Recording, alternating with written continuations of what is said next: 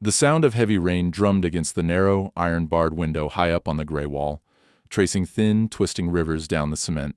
As Charlotte Hayes stood at the threshold of her cell, shoulders squared beneath the soaked fabric of a prison jumpsuit, refusing to let herself shiver in front of the guards. Rainwater had already slicked her cropped brown hair to her neck by the time they marched her through the echoing corridor. Each step left behind a print that the next quickly erased, as if she'd never passed at all. Two guards, one tall and indifferent, the other young and trying to look tough, flanked her without saying a word. She heard the distant clang of doors locking, the echo swallowing whatever warmth the building once held. Charlotte kept her head up, eyes fixed on the far end of the corridor where the holding cells ended, and the world seemed to drop away into darkness. Her mind replayed the words from her sentencing months ago.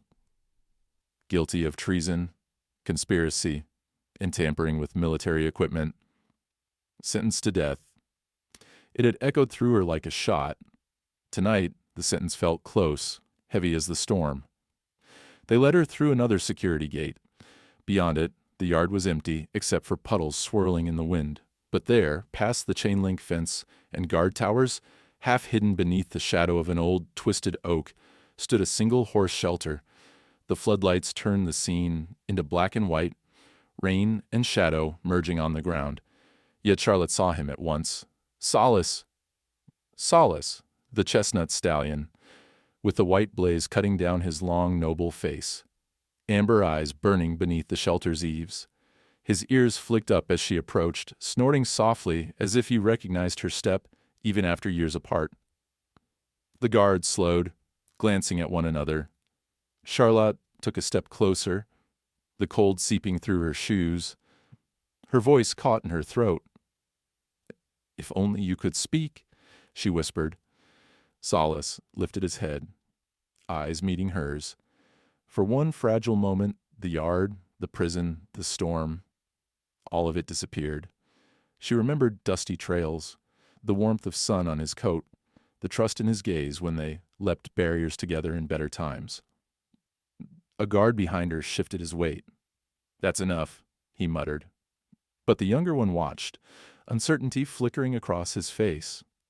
Charlotte ignored them. She reached out, hands trembling not from fear, but from all the words she could never say to anyone but him. "I didn't quit, boy. I never quit on you, no matter what they say. I promise." Solace's ears flickered again, the only witness to her confession. Lightning split the sky above them, followed by a crash that rattled the chain-link fence. For a second, Solace startled, stepping back and nickering low. The older guard jumped. "Let's go," he barked, pulling her roughly away from the shelter. Charlotte's hands curled into fists. Not yet. Not yet. But she knew there would be no more goodbyes. They walked her inside, past the block where women whispered her name like a curse, a legend, or a warning. The air was thick with the weight of other people's crimes and regrets. Charlotte heard them, snatches of talk, voices pressed thin against the silence as she passed. "That's her." "Hayes. The traitor. I heard she killed." The words trailed off as Charlotte stared straight ahead, jaw clenched. Her story had become everyone else's cautionary tale. The guards deposited her in the final cell, the one reserved for those whose endings were set. The door clanged shut behind her. The young guard hesitated before turning away. For a heartbeat, Charlotte saw doubt in his eyes. Doubt about the stories, about her. But he said nothing, following the senior officer into the shadows. She was alone. Rain battered the roof, drowning out the distant sounds of the city beyond these walls. Charlotte sat on the edge of the narrow cot, running her hands over the scarred wood of the frame. Solace's image burned in her mind, more real than the gray concrete. "If only you could speak," she murmured again, voice breaking. She leaned back, eyes searching the darkness for any sign of hope. Memories came unbidden. Her first day in the army, the medals that once lined her shelf, the first time she'd seen Solace trembling in a stall, half-starved and terrified. How they'd built trust from nothing, piece by stubborn piece. How he'd saved her, and she'd saved him. How did it come to this? She wondered if anyone out there still believed in her, if anyone even remembered the real story. A faint noise caught her attention. Someone outside, shuffling past the cell block. Charlotte pressed her ear to the bars. Just the night guard, making his rounds, keys jangling, whistling a low tune to keep himself company. Charlotte closed her eyes, letting the music carry her back to a time before suspicion and betrayal, before the world had gone sideways. She drifted between sleep and memory, images blurring, Solace running free in a field, Adrian's lopsided grin over a busted computer, the biting taste of dust on the parade grounds. The storm raged on. Somewhere, a phone rang and was answered, voices muffled by stone and steel. Charlotte tried to picture the sunrise, but all she saw was rain and the pale glow of Solace's eyes waiting in the dark. Time crawled. She counted each drop, every rumble of thunder. She did not pray, she would not beg, but she held on to one sliver of hope, a promise made in the dust, a bond never broken. If only you could speak, she thought again, a silent plea to the horse outside, to the sky, to anyone who might listen. But for now, all she had was the rain, her memories, and the stubborn ember of faith that this was not how her story would end. 5 years earlier. Sunlight poured through the dusty rafters of Fort McAllister's training barn, slicing gold across the backs of 100 busy hands and restless horses. Whinnies echoed through the air, mingling with barked commands and the rhythmic clang of hooves against compacted earth. Charlotte Hayes walked through it all with a purpose that turned heads, not just because she was one of the only women in command, but because everyone knew her reputation. She trained horses like no one else, and she expected more from herself than anyone ever demanded. Today, her eyes searched for one horse in particular. She didn't have to look far. A chestnut stallion, bright as a copper penny, stood in a side paddock, his white blaze catching the morning light. Solace. He tossed his head, amber eyes sharp, watching Charlotte with something like hope and challenge. She gave a low whistle. Solace pricked his ears, then nickered, as if to say, "Finally, let's get to work." Charlotte smiled, a rare, private thing she saved only for him. She unlatched the gate, her boots kicking up dust, and stepped inside the paddock. Solace's muscles rippled as he trotted to meet her, pausing just short of arm's reach. "All right, boy. Let's show them what you can do." Her voice was calm, but her hands were gentle as she slipped a lead rope over his neck, feeling the warmth of his skin. 5 years together, rescued from the slaughter line, rebuilt with patience and stubborn faith, Solace was more than a horse. He was proof that broken things could be made whole again. As she led him toward the ring, soldiers stopped to watch. Some were new, skeptical of her methods. Others knew better. General Marcus Keene, a man whose medals always seemed shinier than his eyes, waited at the rail with a tight smile. He wore crisp fatigues and an air of authority that dared anyone to cross him. "Let's see this miracle horses of yours, Captain Hayes," Keene called, voice smooth but edged with challenge. Charlotte dipped her head, hiding the flicker of annoyance in her eyes. She knew Keene's type, men who wanted to own anything they admired. She whispered to Solace, "No mistakes today, partner." Then she swung up into the saddle, boots settling in the stirrups, every muscle in her body alert. The demonstration began. Charlotte guided Solace through a series of precise maneuvers, sharp pivots, flawless jumps, silent commands answered with the barest touch. The soldiers cheered, impressed by the unity between rider and horse. Keene watched with narrowed eyes, lips pursed. After the final pass, he clapped slowly, the applause cold and calculating. But Charlotte caught something else. 2 techs near the barn's entrance exchanged hurried glances. One scribbled notes, the other slid a chip into a pocket. Charlotte's instincts prickled. She'd seen that man before, Adrian, a tech specialist with a reputation for honesty and a nervous laugh. He met her gaze, then looked away. Later, in the tack room, Charlotte checked Solace's logs, the small digital tracker attached to his bridle. She scrolled through the readouts, times, speeds, heart rates. Something was off. A training session from last night was missing. Another showed impossible data, a jump completed at midnight. When the barn had been locked, she frowned, scrolling back and forth, her heart thudding. Adrian slipped into the room, closing the door softly behind him. "You shouldn't look at those too closely," he murmured, voice low. Charlotte turned, her eyes narrowing. "You know something?" He hesitated, chewing his lip. Not here. Just, be careful, Hayes. Sometimes it's better to stay in your lane." She snorted. "That's not how I'm built, Adrian." "What's going on with the data?" He glanced over his shoulder, lowering his voice even further. "Someone's been swapping chips. Not just on Solace. On a few of the other horses, too. It's like they want to cover up, I don't know, or maybe night drills, or tests they don't want recorded." Charlotte's mind raced. "Live rounds? To unauthorized drills?" Adrian's eyes widened. "Don't say that out loud. Seriously? You're playing with fire, Charlotte. If General Keene's involved—" She cut him off. "If he's putting these horses and my people at risk, I won't let it slide. I don't care who he is." He looked scared, but there was respect in his gaze. "Just promise me you'll be careful. Promise me you'll keep Solace safe, no matter what." Charlotte squeezed his shoulder, then slipped back outside, her mind swirling with questions. She found Solace waiting by the paddock, head lowered as if he sensed the tension. She pressed her forehead to his, hands knotted in his mane. "We're in it now, boy. But I promise I won't let anything happen to you."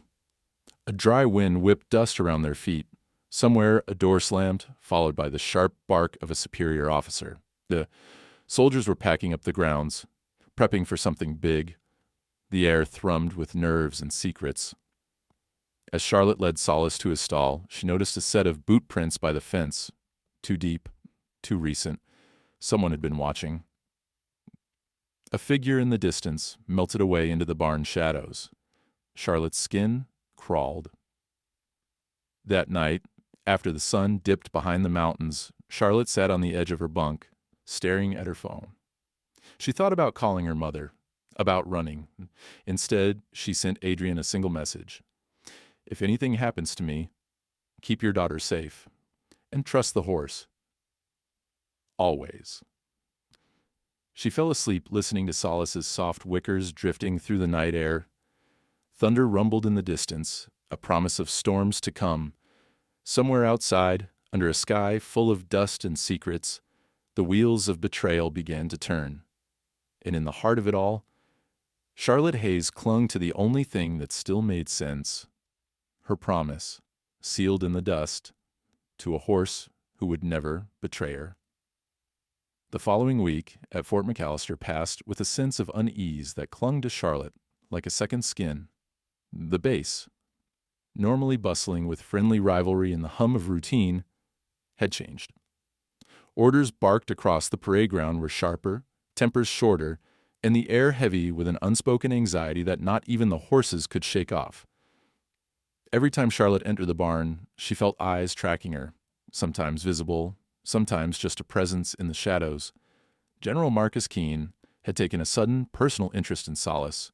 He showed up at the stables more often, sometimes with a group of sharply dressed officers, sometimes alone, running a hand along Solace's back, as if he were sizing up a prize before auction. The general's questions were direct, probing. How was Solace responding to stress? Had Charlotte ever tested his endurance past protocol? Did she think the stallion could handle unpredictable scenarios? Charlotte's replies were always careful, clipped. She stuck to the facts. He's resilient, but he's not a machine. He's a living creature. Keene only smiled, as if he knew something she didn't. Indeed, Captain, some creatures can surprise you. Others, well, they break. The words lingered, dark and oily, as he moved away. One evening, as Charlotte finished brushing Solace after a grueling session, she noticed a new security camera above the tackroom door, its red light blinking steadily. That wasn't there last week. Down the corridor, 2 military police officers stood outside the records office, speaking in low tones, their eyes darting to her and back. Charlotte felt her pulse quicken. Someone was closing ranks. Adrian, her friend in the tech division, had gone radio silent. He no longer met her in the mess hall or stopped by the stables. When she tried to find him, she was told he'd been reassigned, but no one could say where. She left a coded note in his old locker anyway. Check the night logs. They don't add up. The note disappeared by the next morning, but no reply ever came. Still, Charlotte pushed forward, determined to uncover the truth. She spent late nights combing through training logs for all the horses. More anomalies, dozens of sessions appeared that had never happened. When she confronted one of the junior trainers, he stammered that he was just following orders. Charlotte pressed him, but he looked away, terrified. Don't make them notice you, ma'am. You can't fix this. A breakthrough came when she found an encrypted file tucked into Solace's activity logs, labeled simply demo_prep_alpha. It contained video clips, grainy, poorly lit, but unmistakable. Solace and several other horses being run through drills in the middle of the night. The horses were loaded with heavy gear, pushed to exhaustion. Worse, Charlotte could see the flashes of live ammunition, hear the sharp pop of gunfire in the background. Soldiers' faces were obscured, but she recognized Keen's voice giving orders. Her heart pounded as she replayed the footage. This was not only unauthorized, it was criminal. The risk to both animal and human life was immense. She copied the files onto a secure drive and locked it in her footlocker, her mind racing with what to do next. Should she go to base command, military police? She weighed her options, feeling the walls closing in. That night, she sought out Adrian. In a dark alley behind the mess, she finally found him.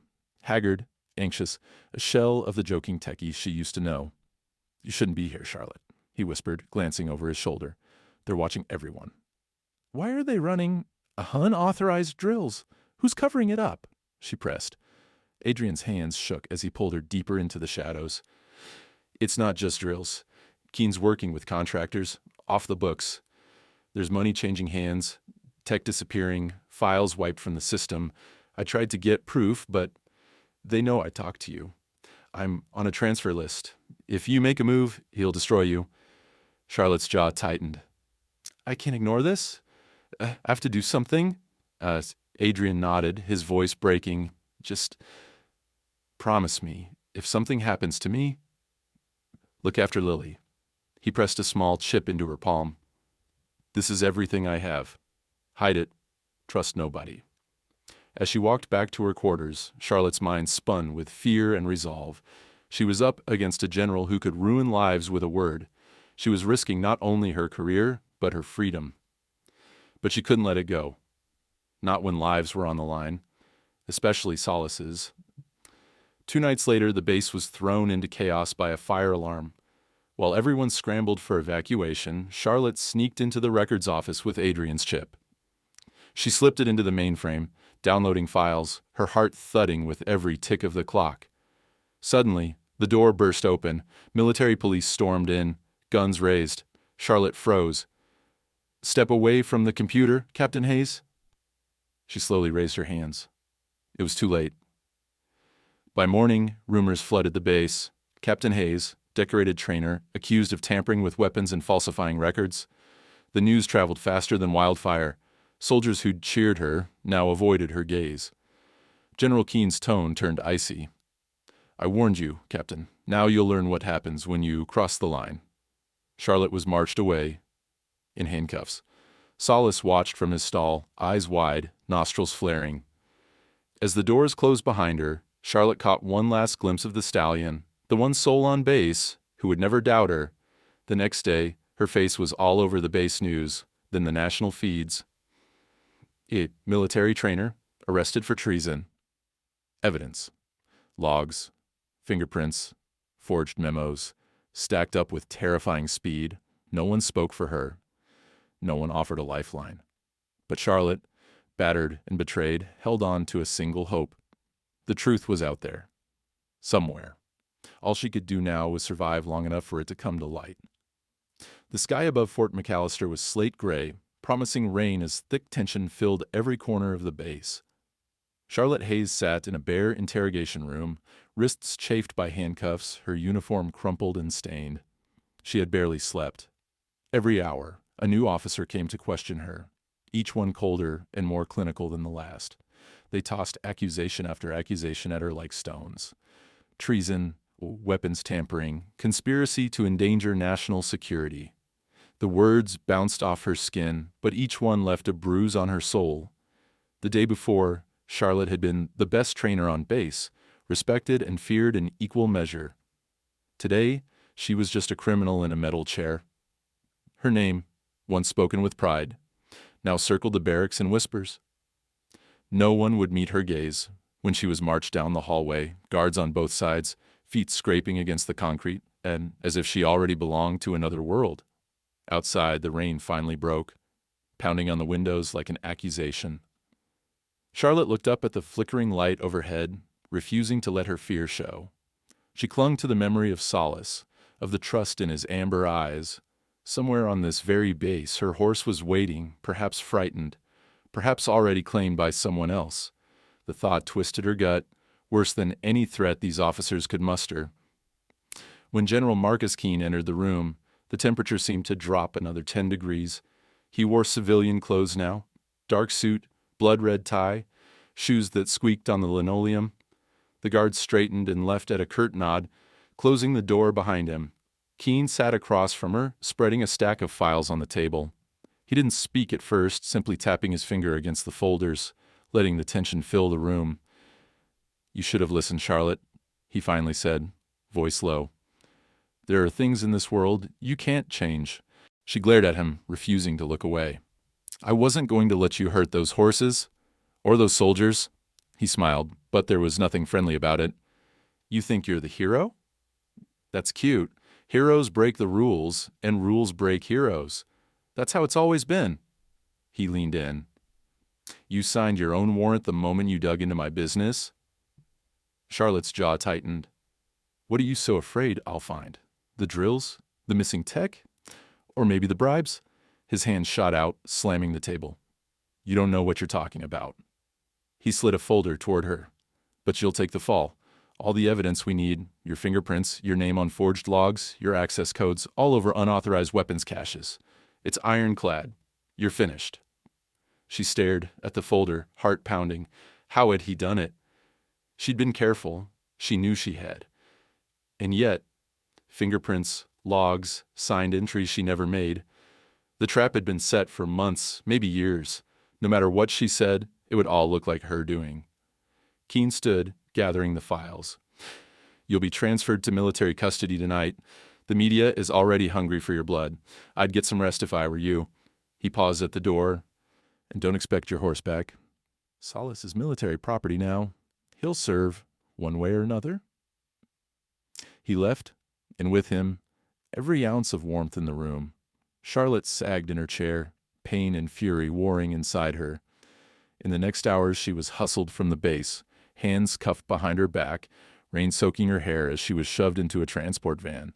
On the way out, she caught a final glimpse of the stables, a flash of chestnut in the gloom, Solace pressed against the gate, ears pinned, nostrils flaring. She locked eyes with him through the wire fence. That single look, startled, pleading, full of unspoken questions, broke something inside her. The world became a blur of rain, thunder, and distant sirens. At the processing center, her belongings were stripped away. A cold, impersonal woman listed her effects into a computer. Dog tags, phone, wallet, one pressed wildflower from the field by the stables. The flower was tossed in the trash. The dog tags bagged and locked away. Charlotte was marched past rows of blank faces. Other prisoners, guards, bureaucrats. No one meeting her gaze. Everyone seeing only the orange jumpsuit and the scandal on the news. She overheard snatches of conversation. "That's the one. Military trainer? Traitor?" She tried to tune it out, but the words sank into her skin. The trial came and went in a blur. Charlotte's appointed attorney was overworked, disinterested. The prosecution presented evidence that seemed irrefutable. Digital logs, signed memos, surveillance footage carefully edited. She tried to explain, tried to tell them about the real crimes, about Keene's dealings, about the midnight drills, but every word was twisted and used against her. No witnesses came forward. Adrian, the only person who could have helped, was gone. No trace. She saw his daughter Lily once in the courtroom, sitting at the back, eyes huge and fearful. Charlotte tried to smile at her, but the girl ducked away, lost in the sea of strangers. Her name was smeared across every news feed in the country. Talk shows dissected her life.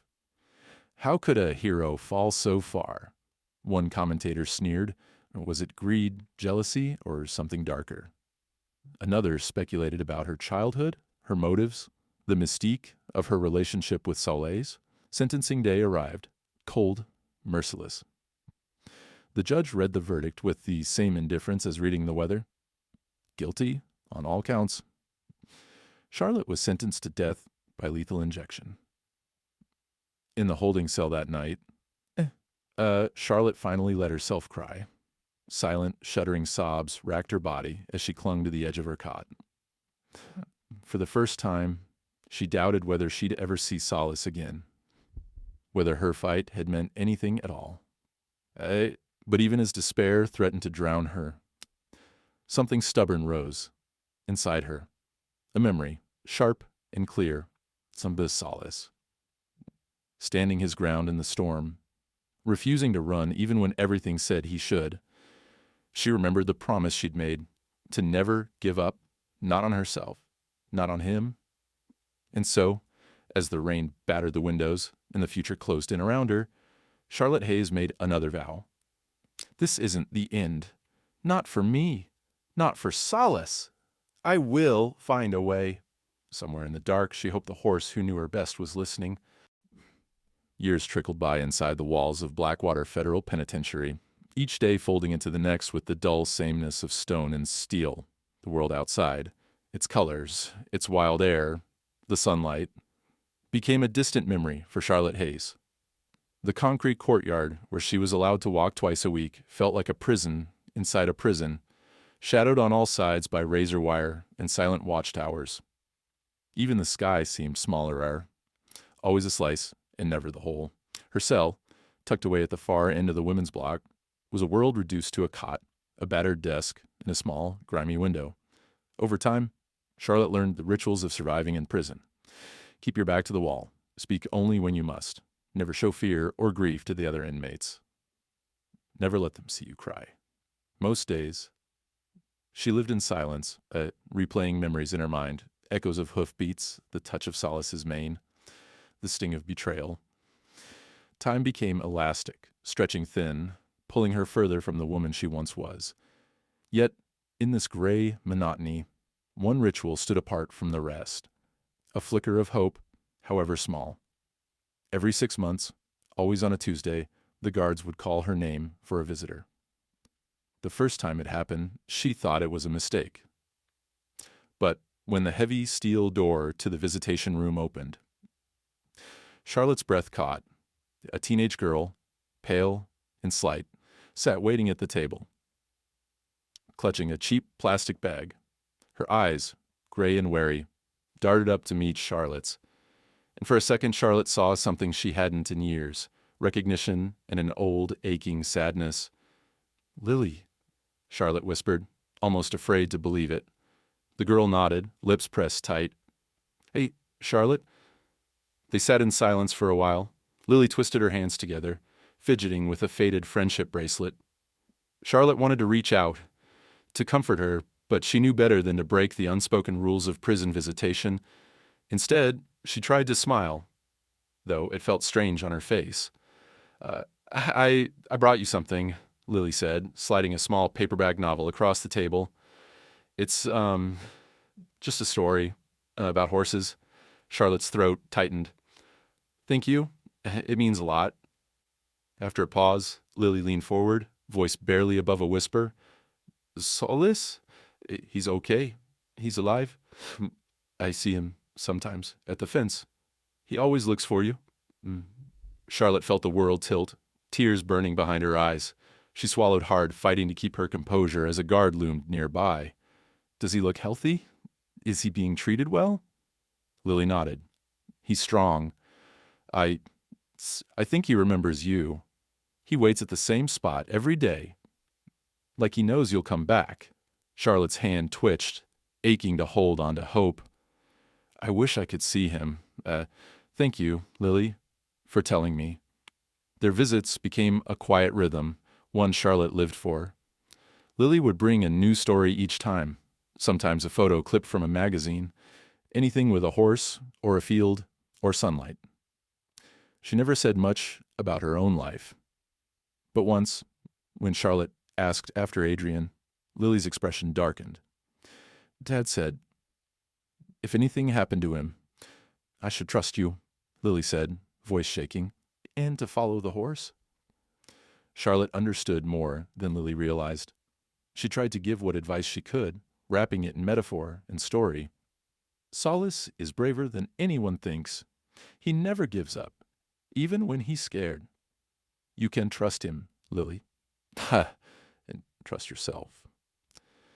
Outside of these brief meetings, Charlotte's world shrank again. She learned to find small freedoms, a sunbeam on her pillow, the distant sound of rain on the roof, the pattern of clouds seen through her narrow window. She carved tiny horses from soap, hiding them in the seam of her mattress. She kept her mind sharp, never letting despair take root. But there were nights when the weight of injustice pressed in, heavy as a stone on her chest. One evening, in the hush before lights out, Charlotte lay awake, listening to the other inmates breathe and mutter in their sleep. The air was thick with loss. In the far cell, an older woman wept for her children. Down the block, 2 new arrivals whispered about freedom, as if saying it could summon it. Charlotte held tight to her memories of Solace, refusing to let them fade. In rare moments, she found herself replaying the trial in her mind. How quickly her world had collapsed. How Adrian had vanished. How every lifeline had been severed. She wondered if the truth would ever surface, or if her story would end in darkness. But then she remembered Lily's words. He waits for you, every day. 6 months passed. Then another visit. Lily was taller now, her hair longer, her eyes older. She slid a letter across the table, a real handwritten letter, though Charlotte could see it had been opened and resealed by the prison authorities. Dear Charlotte, the letter began, I know you feel alone, but you're not. Dad once told me, the truth is like a river. You can dam it up for a while, but it always finds a way. I'm going to find a way, too. For you. For Solace. For Dad. Charlotte pressed the letter to her chest, feeling something inside her begin to burn again, a small, defiant flame. On her way back to her cell, a guard sneered, Hope you enjoyed your fairy tale, Hayes. Charlotte said nothing, but as the heavy door closed behind her, she looked out the window at the storm rolling in and allowed herself to hope, just a little. One night, thunder shook the prison, and Charlotte dreamed of running free across open fields, Solace's mane whipping through the wind beside her. When she woke, tears streaked her cheeks, but she didn't wipe them away. She let herself remember every detail, the scent of earth, the pounding of hooves, the feel of sunlight on her face. For now, this was all she had. Memories, promises, and the unbreakable thread of loyalty that bound her to Solace and to Lily, across miles of wire and walls. Even in silence, that bond could not be caged. The rain was relentless that spring evening, battering the tin roofs of the Blackwater stables, the wind howling through cracks like some restless spirit. Most of the grooms had hurried home, huddling in their trucks or trudging across the lot under battered umbrellas. But one stable guard, a burly man named Rick with a limp from some old war, stayed behind to run a surprise inspection, a task handed down by a new faceless supervisor who rarely visited, but always sent terse memos. Rick hated these nights. He much preferred the quiet mornings, when only he and the horses kept each other company, the world washed in a hush before sunrise. Tonight, though, There was no peace. One of the stall doors rattled furiously, and a familiar chestnut stallion paced inside, his muscles bunching and stretching with every frustrated step. Solace. Easy boy, Rick called, his voice carrying more respect than affection. You're going to spook yourself to death in this storm. Solace whinnied, tossing his head, hooves scraping against the packed dirt. Something about the storm, or maybe the scent of unfamiliar boots outside, had set him off. Rick sighed, unlocking the door with his security fob. Lightning flashed as he stepped inside. Solace circled him, more anxious than usual. Rick tried to calm him with a few slow strokes down his neck. He glanced around for anything out of order, the saddles neatly stacked on the racks, blankets folded, grain buckets full. But Solace wouldn't settle. Rick ran his hand along the horse's back, then down his legs, checking for injuries. Satisfied, he moved to the saddle pile. Grabbing the old Army-issue model Charlotte Hayes had always favored, he hefted it, the leather creaking in protest. The stitching had loosened with time. As Rick hoisted it onto the rack, the bottom seam split open, a rip that had probably been growing for years, just waiting for the right moment. If a dull clink sounded as something fell out and hit the ground. Rick bent down, squinting in the weak light. There, among loose strands of stuffing and flecks of dried wax, lay a small flash drive wrapped in oilcloth. He frowned, glancing around. Nobody was watching, not tonight. Rick slid the drive into his pocket, heart thumping faster than he liked to admit. A week passed before he did anything about it. He kept the flash drive hidden under his floorboard, debating every night whether to report it or just toss it. But curiosity finally won out. On his day off, Rick called in a favor from the only person he trusted. Lily. The teenager had grown taller, more confident. She still wore her hair in a messy braid, always had mud on her jeans, and never let anyone see her cry. Rick found her at the fence line, feeding Solace carrots. "Hey, kid," he grunted, glancing over his shoulder. "Got something weird for you." Lily's brow furrowed. "What is it?" He handed her the flash drive. "Found it in an old saddle, one of Hayes's. I figured, well, your dad always said you should trust her, right? Maybe this means something." Lily turned the flash drive over in her palm. "Why don't you look at it?" Rick shrugged, looking uncomfortable. "This kind of stuff, above my pay grade. Hey, and with everything that happened to Hayes, if this is important, you should get it to someone who'll know what to do." Lily nodded, a stubborn set to her jaw. "I know, someone." She pressed her hand to Solace's neck for courage, then hurried home, heart racing. Lily didn't go to the police or the military. She'd learned enough from Charlotte's story to know who not to trust.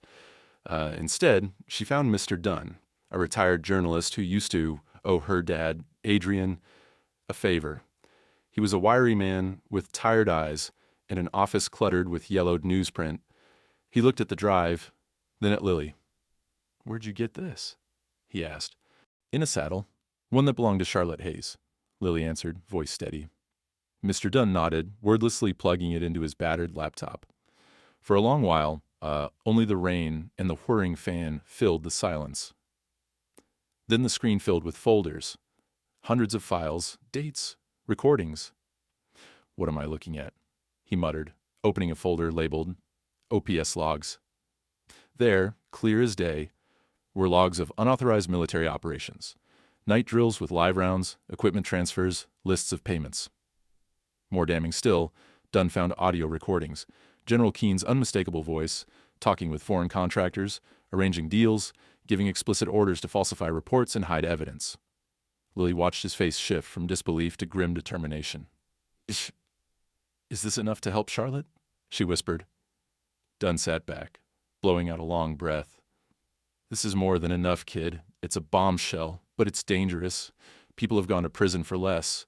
Worse, sometimes. Are you sure you want to be the one to carry this?" Lily didn't hesitate.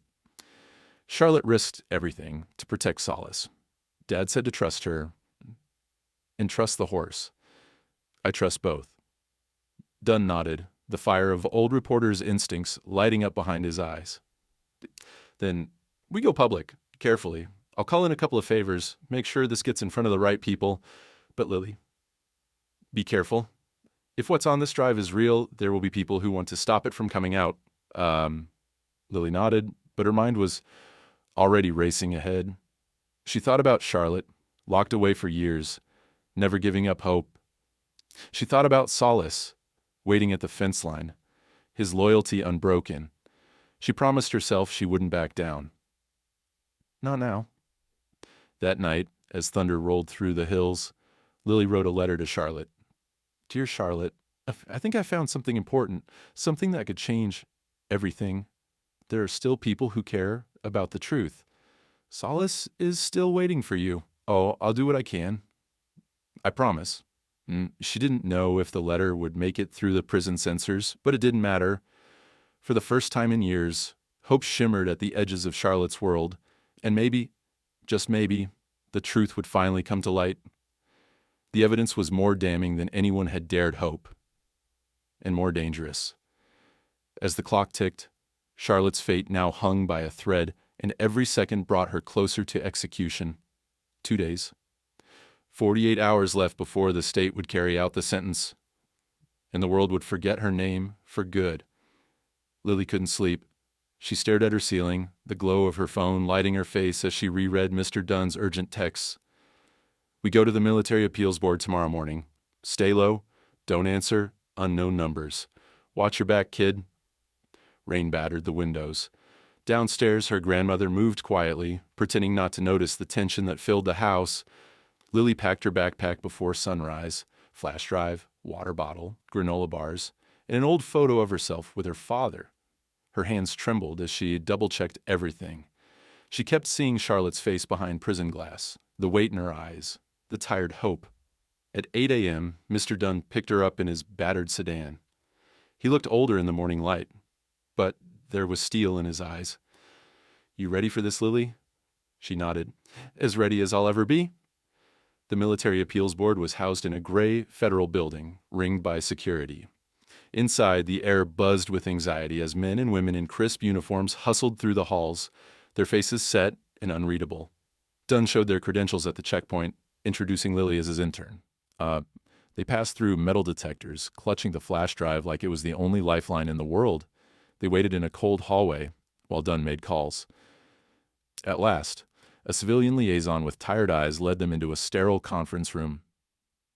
Lily sat at the edge of her seat, clutching her backpack, as Dunn plugged the flash drive into a government-issued laptop. He began to speak, voice firm, telling the room about the missing logs, the recordings, and the real story of Charlotte Hayes. The board listened. One colonel's hands tightened into fists as he heard General Keene's voice, arranging deals with foreign contractors. A lawyer with sharp glasses asked for the original drive in the chain of custody. We'll have to verify everything, the lawyer said, voice tight. But this is explosive. Lily felt a flicker of hope. Does that mean Charlotte? We'll try to halt the execution, but time is short. The colonel replied. There are procedures, red tape, and this will ruffle a lot of feathers. Stay close, Miss Carter. We may need you to testify. As they left the building, Dunn's phone rang. He answered, brow furrowing. That was quick, he muttered. Someone already knows we were here.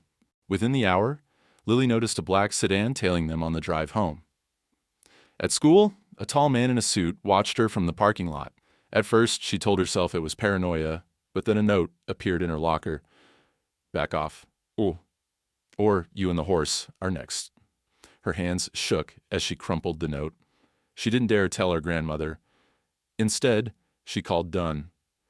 They know, she whispered. They're watching me. Don't do anything alone, he warned. Stay where there are people. If anyone approaches, call me or the police immediately. And whatever you do, don't go near the stables at night. That night, someone broke into the stables. Rick, the old guard, caught a glimpse of a shadowy figure near Solace's stall. The horse reared and kicked, sending the would-be intruder running. In the morning, Rick found a knife and a torn badge near the hay. He called Lily, voice tight with fear. Solace is okay, but someone's trying to scare you off. Lily's fear turned to resolve. She made copies of the drive and hid them in 3 places: her backpack, Dunn's office, and a locked box at the bank. She recorded a video statement on her phone. "If you're watching this, something happened to me. My name is Lily Carter. Charlotte Hayes is innocent. General Marcus Keene is the real traitor. The proof is on this drive." Meanwhile, in prison, Charlotte was summoned to the warden's office. For a moment she thought her time had come, but instead the warden slid a printout across the table. A letter, unsigned, but in Lily's handwriting. "Hold on. The truth is coming. Solace is safe. You're not alone." Charlotte's hands shook as she read. The warden watched her, face unreadable. "They're reviewing your case," he said quietly. "But I don't know if it'll be in time." Charlotte met his eyes. "I survived the army, General Keene, and death row. I can wait one more day." Back in town, Lily and Dunn faced mounting pressure. Reporters started calling. Dunn's office was ransacked. Papers everywhere. Computer gone. On her way home from school, Lily was cornered by a heavy-set man with military boots. He stepped into her path, his eyes cold. "You want to stay safe? You'll hand over everything. Forget about Hayes. Horses break, and so do little girls." Lily stared him down, refusing to flinch. "I won't back down, and if you hurt Solace, I'll make sure the whole world knows." She ran, heart pounding, ducking into a crowded shop, hands sweating as she dialed Dunn. He met her minutes later, his voice fierce. "We go public. Now." That night, Dunn set up a live stream from his kitchen table. The world watched as the damning recordings played over the internet, General Keene's voice echoing in living rooms across the country. News outlets picked up the story, hashtags trended, and the Military Appeals Board's phone lines exploded. Inside her cell, Charlotte heard the uproar through the walls, shouts, the pounding of boots, the sudden rush of hope and disbelief. She pressed her hand to the window, silent tears streaming down her face. The countdown was on. In 48 hours, the world had changed. The race against time was still not won, but at last the truth was loose in the world, and the clock was ticking for justice. Not just for Charlotte, but for everyone who'd ever believed her. General Marcus Keene stood at the edge of the Veterans Day Parade, his medals gleaming under the weak autumn sun, an American flag snapping in the wind behind him. Cameras flashed as he shook hands with city officials, the crowd's applause covering the underlying buzz of anxiety. For years, Keene had crafted an image of unshakable authority. Today, even he felt the first tremors of something he couldn't control. No. As a military band marched past, he straightened his jacket and tried not to glance at the press box, where journalists gathered like hawks, their eyes sharp and expectant. Miles away, in a small apartment filled with wires and coffee cups, Lily and Mr. Dunn sat in front of a battered laptop, their faces pale with tension. They watched the parade coverage, streamed live on every local network, waiting for the moment when Dunn's contact would trigger the upload. The room was silent except for the distant sound of horns and drums, and Lily's quiet breaths as she clutched her phone with trembling hands. In the prison, Charlotte's morning had started like every other. A plastic tray of food, cold and untouched, the scraping of shoes in the hallway, guards who no longer met her eyes. She'd been summoned to the warden's office again. But this time, something had changed. The warden's expression was grave as he spoke. "Hayes, sit tight. Something's happening with your case. And keep the faith." He didn't say more, but Charlotte felt it in her bones. Today was different. Back at the parade, General Keene took the podium as the keynote speaker. His speech began as usual, full of platitudes about sacrifice, loyalty, and the honor of service. But midway through, the crowd's attention shifted. Dozens of cell phones buzzed, screens flashing as notifications came in all at once. A giant LED screen, set up to broadcast the parade, suddenly flickered. Instead of the general's face, the live stream cut to a grainy video. The first of the damning audio recordings. Keene's own voice echoed over the loudspeakers, cold, unmistakable, incriminating. Run the horses through the drills. I don't care what it takes. The foreign contractors want proof, not excuses. Wipe the logs. Hayes is getting suspicious. If she talks, she's done. A collective gasp swept the crowd. Reporters scrambled, pressing record on their cameras. Some soldiers turned toward Keene, their faces twisting from confusion to shock and then to anger. In her apartment, Lily stared at the screen, unable to breathe. Dunn squeezed her shoulder, eyes wide as the next recording played, Keene discussing kickbacks, covert operations, orders to destroy evidence. The parade dissolved into chaos as uniformed officers swarmed the stage, their radios crackling. Keene's face drained of color as he realized the tide had turned and the world was watching. News vans rushed to the scene, beaming the story to every screen in the country. General Keene implicated in scandal, the headline screamed. Social media exploded with commentary. Hashtags like #Justice for Hayes and #Solace, the horse, trending within minutes. By the time Keene was led away by military police, the truth had burned its way into the American conscience. Inside her cell, Charlotte could hear the shouting through the thick walls. Another inmate ran down the corridor, breathless with excitement. They got him. It's all over the news. They're coming for you next, Hayes. You're going free. For a long moment, Charlotte sat frozen, unable to believe it. Every muscle in her body trembled with relief and disbelief. Then, all at once, the years of pain and silence cracked, and tears streamed down her face as she sank to her knees, shaking. It was over. The nightmare was finally ending. In the warden's office, staff scrambled to process the orders pouring in from Washington. A military review board demanded all records relating to Charlotte's case, and a team of investigators arrived at the prison before sunset. Keene was under arrest, his properties sealed, his allies scattering.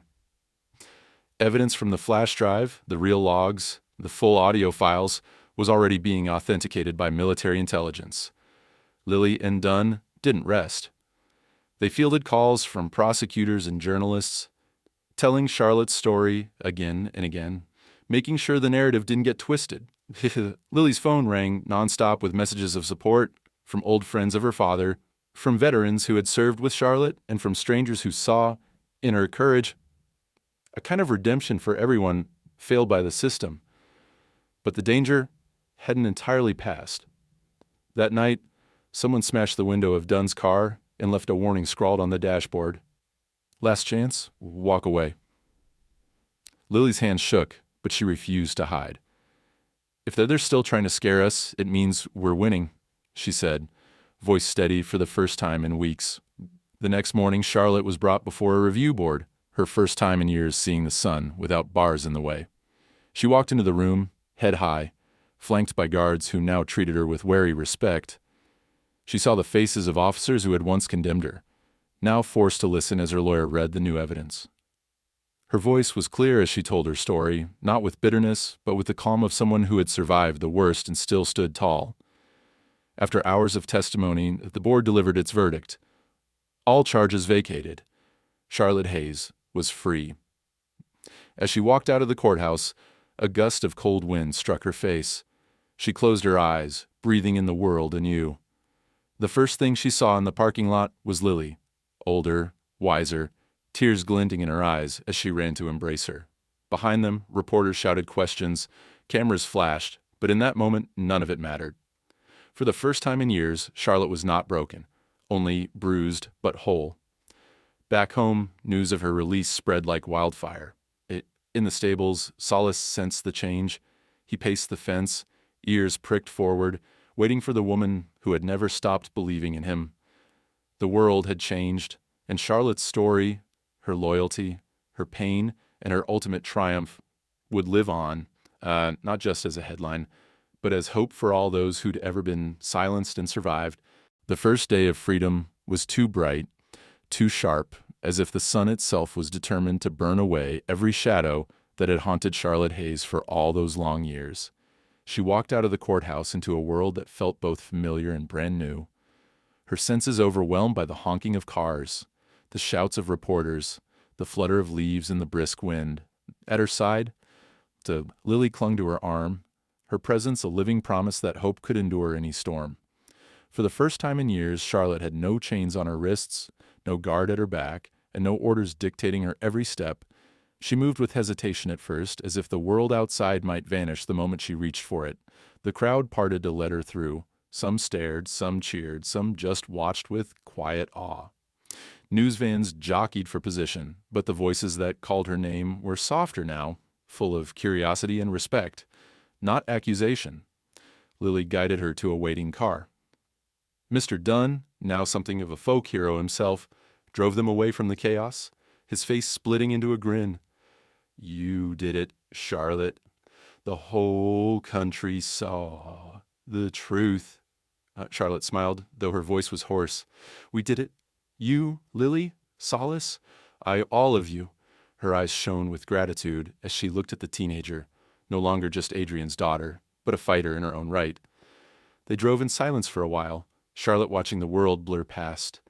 Every little thing, a dog chasing pigeons, a child waving a flag, an old man sipping coffee, felt precious and miraculous. And she pressed her hand to the window, relishing the cool glass and the freedom it represented. Eventually they reached the edge of town, where rolling hills spilled down to a quiet farm bordered by white fences and golden grass. The car turned down a gravel drive lined with oak trees. At the end of the road stood a barn, freshly painted, its doors flung wide to the autumn sun. And there, grazing by the far fence, was Solace. Charlotte froze, the breath catching in her chest. She stepped out, shoes crunching on the gravel, every sense humming. Solace stood tall in the pasture, his chestnut coat shining, his white blaze bright as ever.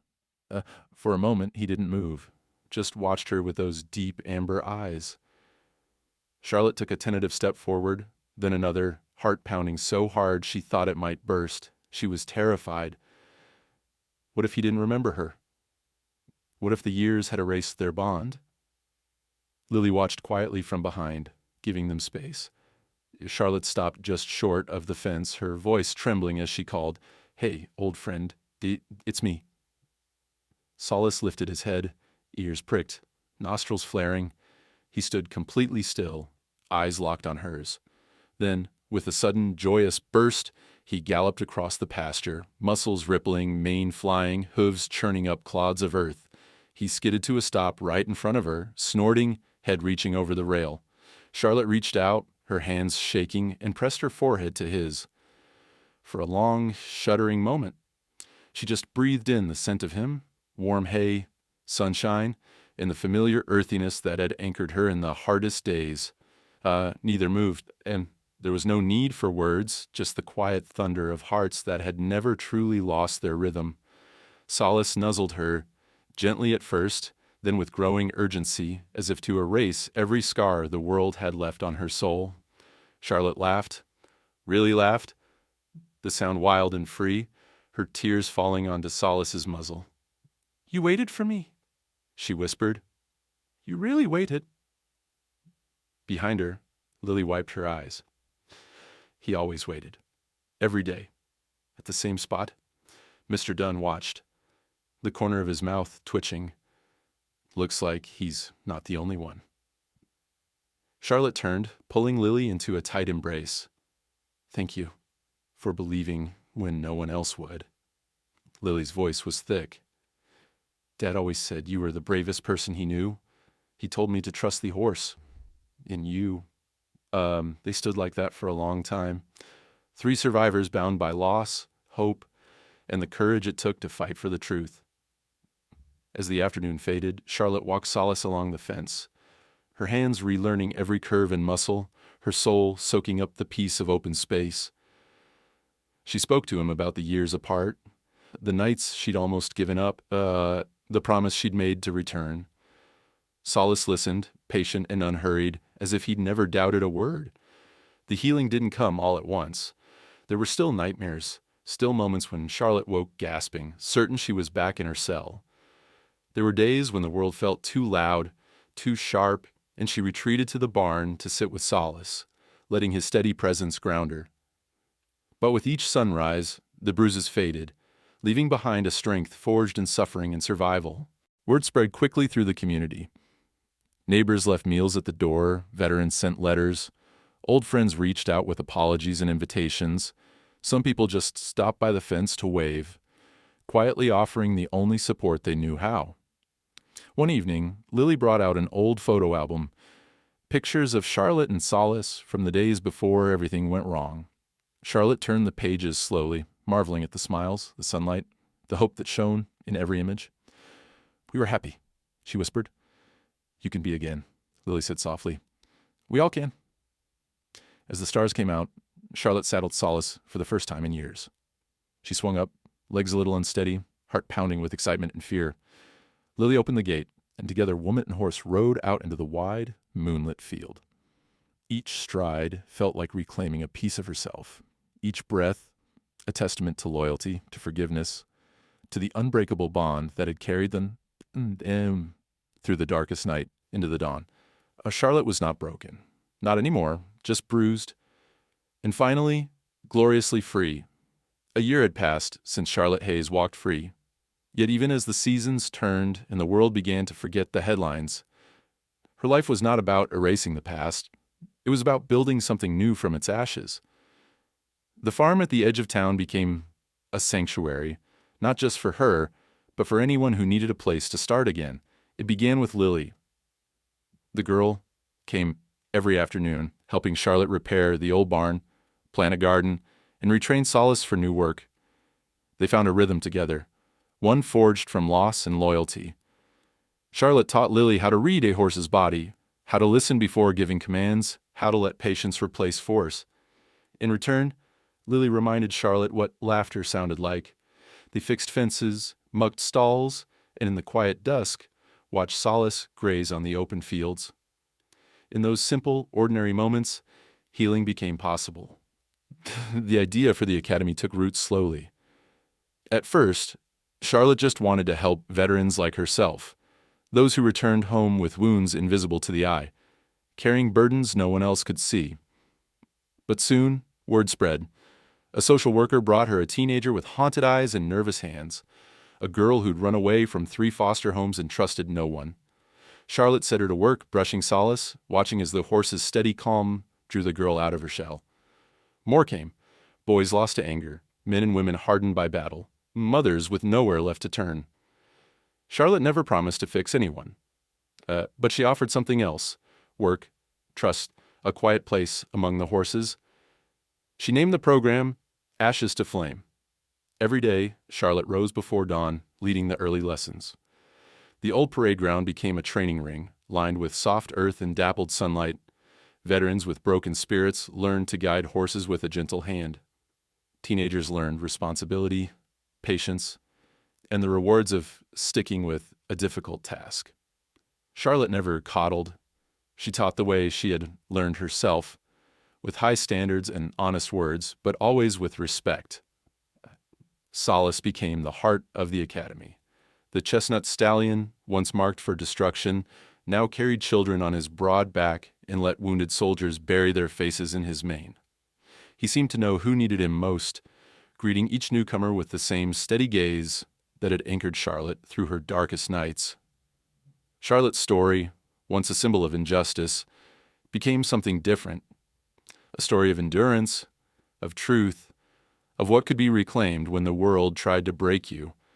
She spoke at local schools, to veterans groups, even once on national television, her voice strong but humble. "Justice isn't always swift," she said, standing before an auditorium packed with young people and old warriors alike. "But loyalty, real loyalty, can outlast any lie.